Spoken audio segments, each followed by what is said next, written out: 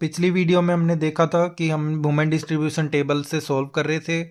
सो हमने fifth balancing तक देखा था कि हमने कैसे सॉल्व करा, ये सारी वैल्यू को कैसे हम कैरी ओवर करते हैं। तो हमारी इसमें फाइनल मेरी जो वैल्यू आई वो हमारी टोटल मैंने फिफ्थ बैलेंसिंग तक आई। उसके बाद में मैंने जो वैल्यू करी वो मेरी वैल्यू आई माइनस का 153.78 और प्लस का 150.78 और इधर साइड में हमारी आई प्लस 144.38 और माइनस का 141.38। ये हमारी वैल्यूज़ आ गई। ओके, ये मैंने यहाँ पे अगर आप इसको पूरा एक्यूरेट कैलकुलेशन चाहते हैं सो आप 3 डेसिमल्स तक का कैलकुलेशन कीजिएगा। ओके, मैंने 2 डेसिमल्स तक करी थी। सो मेरी एक एक जगह पे थोड़ी सी माइनर एरर आया था विच इज़ 0.20 समथिंग।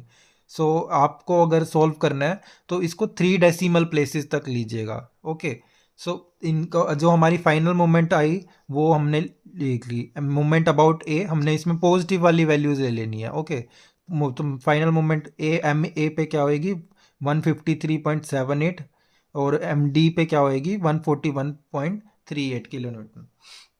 अब हमने इसमें कैलकुलेट करना है स्पैन मोमेंट।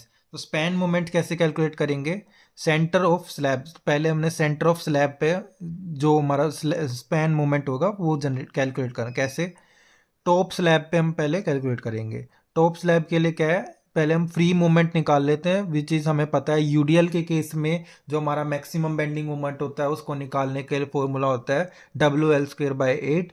W1 जो हमें पहली टॉप स्लैब का W1 था वो मल्टीप्लाई L इफेक्टिव हमारा 4.4। सारी वैल्यू पुट करने के बाद में हमारा फ्री मूवमेंट आया 289.43 किलो न्यूटन मीटर। अब हमने नेट वैल्यू निकालने, नेट वैल्यू निकालने के लिए क्या है, फ्री माइन ये जो हमारा मूवमेंट आया फ्री, इसमें से हमने माइनस कर देना है कॉर्नर मूवमेंट एम ए, क्योंकि ए टॉप स्लैब है तो टॉप का कॉर्नर था ए पॉइंट, तो हमने ए वाली वैल्यू माइनस कर दी है। सो ये इसको माइनस करने के बाद हमारी वैल्यू आई 135.65 किलो न्यूटन मीटर। इसके बाद में हमने बॉटम स्लैब के लिए निकालना है। बॉटम स्लैब के लिए आपको क्या करना है, वही सेम चीज़ है क्योंकि उसमें भी यूडीएल लग रहा है, तो WL²/8। इसमें हमने W2 जो हमारा बॉटम स्लैब का था वो कि 130.16 था। सारी वैल्यू पुट करने के बाद में हमारा फ्री मोमेंट आया 314.98 kilo newton metre. So net क्या होएगा, फ्री ये this free minus moment corner moment D का 141.38। तो ये वैल्यू पुट करने के बाद हमारी जो नेट की वैल्यू आई वो आई 173.6 किलो न्यूटन मीटर। अब इसके बाद में जो हमारा नेक्स्ट स्टेप आता है वो आता है design of reinforcement. So design of reinforcement में हमने क्या करना है, सबसे पहले जो हमारे डिज़ाइन कॉन्स्टेंट्स हैं, क्योंकि वर्किंग स्ट्रेस मेथड से कर रहे हैं, जैसा हमने आरसीसी कलवर्ट डिज़ाइन में करा था सिमिलरली वही सारी कैलकुलेशन हमने इसमें भी करनी है। सो ये डिज़ाइन कॉन्स्टेंट्स कैलकुलेट करते हैं कैसे, मॉड्यूलर रेशो हमें पता है एम जिसको हम डिनोट करते हैं, वो फॉर्मूला होता है 280/3 सिग्मा CBC।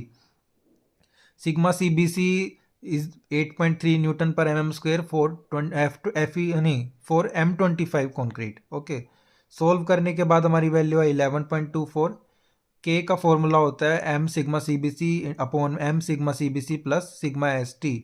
सिग्मा ST हमारी 200 है। सारी वैल्यूज पुट करने के बाद के की वैल्यू आ गई 0.318 एंड जे इज 1 - K/3।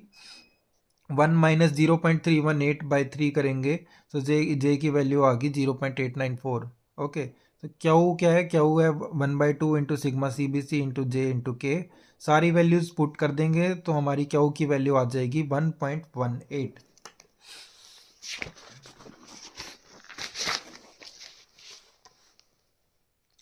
इसके बाद जो हमारा स्टेप होता है नेक्स्ट स्टेप वो है चेक फॉर डेप्थ। ठीक है, तो इसमें हमने देखना है कि जो हमारी डेप्थ हमने प्रोवाइड करी है वो एक्यूरेट है कि नहीं है। ओके, सो डेप्थ को चेक करने के लिए क्या फॉर्मूला है, M = QBD²। ये हमारा एक फॉर्मूला होता है। सो इसी से हमने डी रिक्वायर्ड जो हमारा इफेक्टिव डेप्थ कितनी रिक्वायर्ड है वो उसको निकालने के लिए, तो D √M/QB इसी फॉर्मूले को रीअरेंज करके ये बनाया।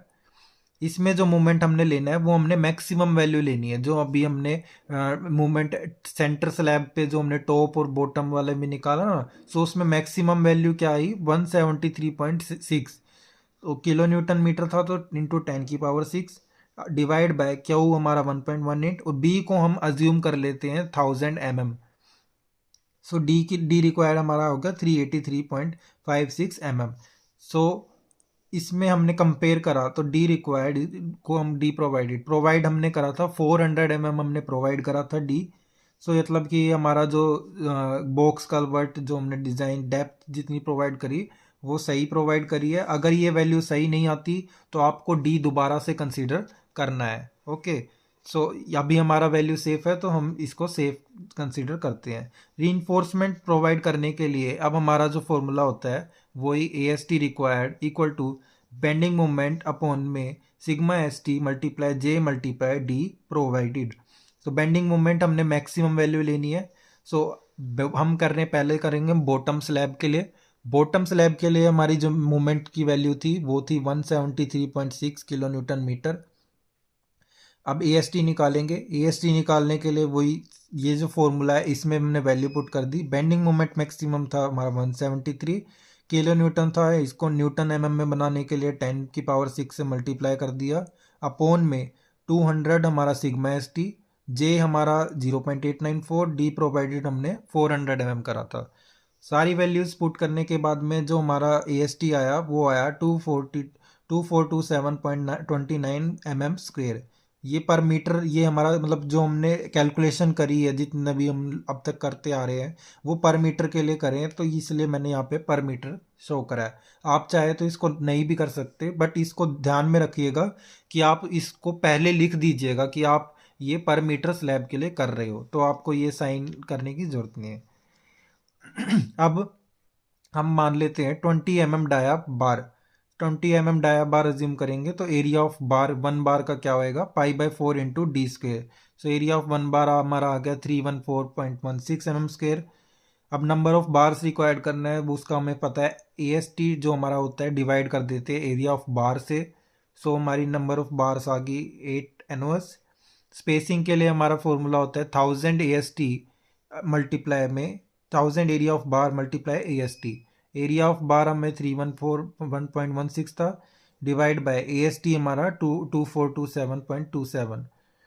सारी वैल्यू पुट करने के बाद हमारी जो AST स्पेसिंग की वैल्यू आई वो आई 130 mm। सो हमने प्रोवाइड कर देने हैं 8 NOS of 20 mm dia at the rate 130 mm centre to centre.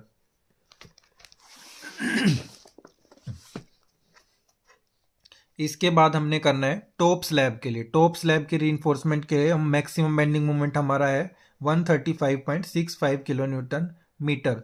सो इसी केस में AST निकालने के लिए moment divide by sigma S T J multiply D provided. सारी वैल्यूज वही रहेंगी, बस हमारा मोमेंट चेंज होता रहेगा क्योंकि हमने बॉटम के लिए अलग निकाला। AST निकालने के लिए तो यही फॉर्मूला लगेगा। ओके, सो वैल्यू सॉल्व करने के बाद हमारी जो आएगी 1896.67 mm²। अज्यूम कर लेते हैं हम 20 mm डाया बार। इसमें एरिया ऑफ बार क्या आएगा, क्योंकि हमें पता है 314.16 mm² हमारा एरिया ऑफ बार है। So number of bars required which is AST divide by area of 1 bar.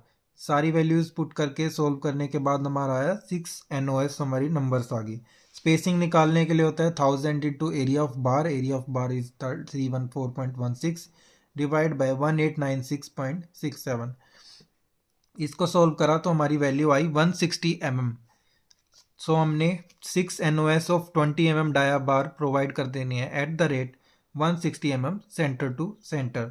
Now corner reinforcement के लिए हमने मोमेंट जो कॉर्नर का हमारा मैक्सिमम मोमेंट था ना, कॉर्नर मोमेंट जो हमने निकाले कॉर्नर ए पे और कॉर्नर डी पे, जो हमारे डिस्ट्रीब्यूशन टेबल के बाद में जो मोमेंट था वो वाले, उनमें जो मैक्सिमम वैल्यू होगी उस वाले को हमने कंसिडर करना। अब हम ए कॉर्नर के लिए कर रहे हैं तो हमने ये वैल्यू लिया है। अगर आप डी कॉर्नर के लिए करोगे तो आपको वो डी वाली वैल्यू लेनी है। ओके, सो कॉर्नर ए के लिए 153.78 किलो न्यूटन मीटर हमारी वैल्यू है।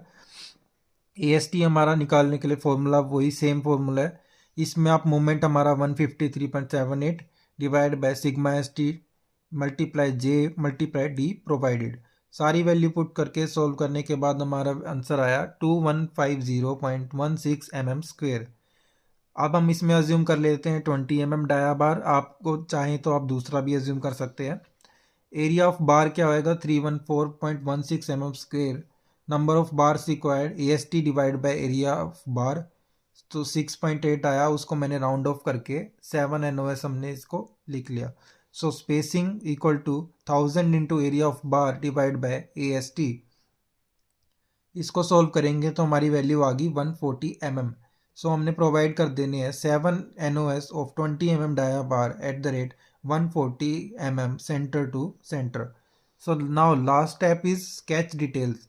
अब हमने हमारा जो क्वेश्चन हमारी रीइंफोर्समेंट थी वो हमने सारी प्रोवाइड कर चुके हैं, तो अब हमें इसके बाद कोई शियर की कैलकुलेशन करने की कोई ज़रूरत नहीं है।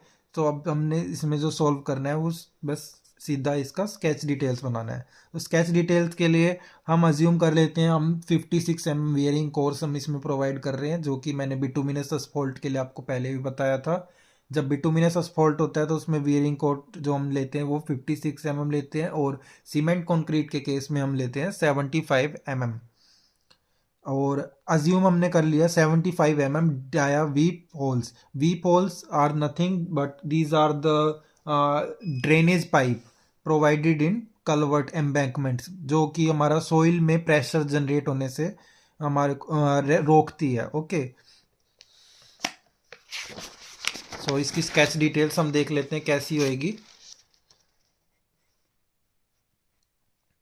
स्केच डिटेल्स में इसमें अब हमने प्रोवाइड कर देना है हॉन्च, एक ये भी हमने एक अज्यूम करा है फिलेट जिसको हम बोलते हैं हॉन्चेस, जो कॉर्नर एजेस होते हैं ये, इनको हम फिलेट या हॉन्च बोलते हैं कॉर्नर वाले।